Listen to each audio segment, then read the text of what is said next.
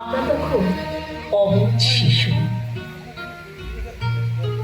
সেদিন ছিল শ্রাবণের এক অবিরাম বৃষ্টির রাত।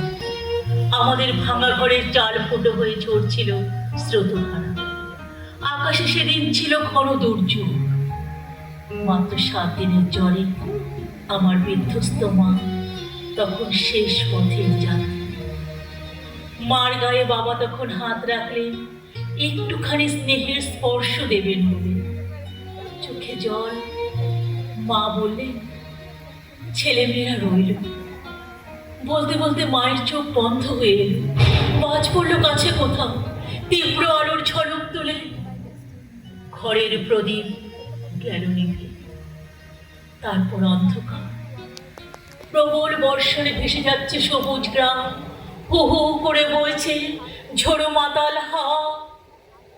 তখন সেই স্থানে বাবা কাঁদছে আর মৃদু স্বরে আবৃত্তি করছে, সেই স্পর্শ নিয়ে যাব যবে ধরণী, বলে যাব তোমার ধুলির তিলক পড়েছি ফালে। দেখেছি নিত্যের জ্যোতি দুর্যোগের মায়ার আড়ালে। সত্যের আনন্দের রূপ এই ধুলিতে নিয়েছে মূরতি। এই জেনে এই ধুলার রাখিল প্রণতি।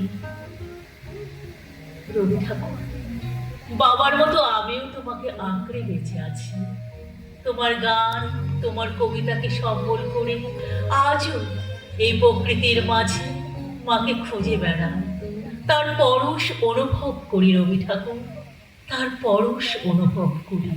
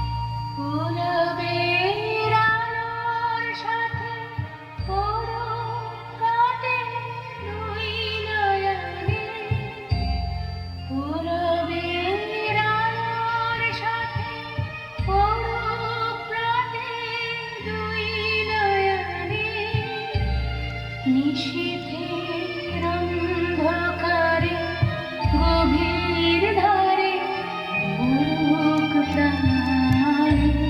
নিশীথের সুখের পরে দুঃখের পরে শ্রাবণের ধারার মতো উড়ুক ঝরে উড়ুক ঝরে।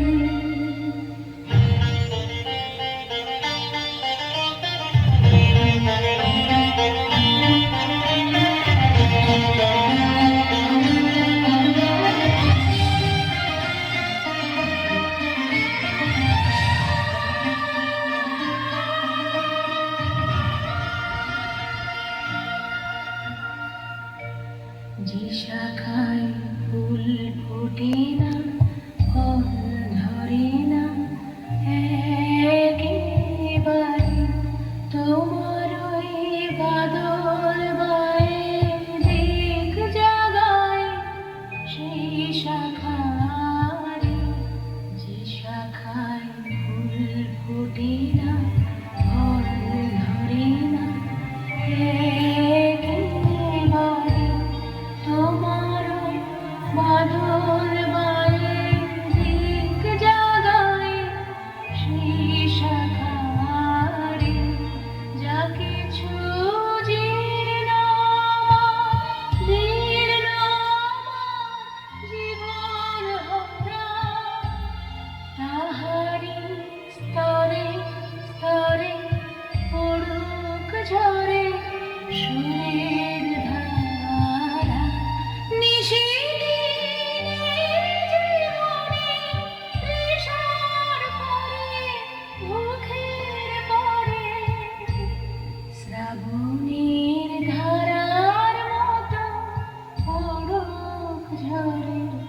ও